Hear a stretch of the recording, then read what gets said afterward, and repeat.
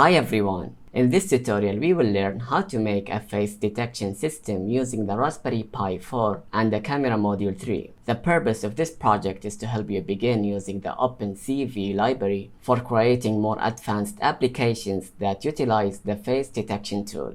Let's get started. Firstly, you will have to install OpenCV on your Raspberry Pi operation system. Watch this guide to learn how to do so.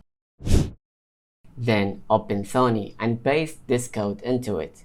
Save it into a new folder named Face Recognition.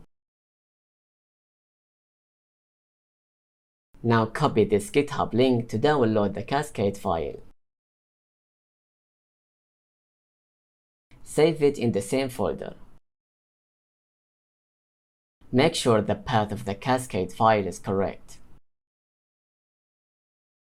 Once you run the code, the camera window will pop up. When faces are detected, the images will be saved automatically on a separate folder.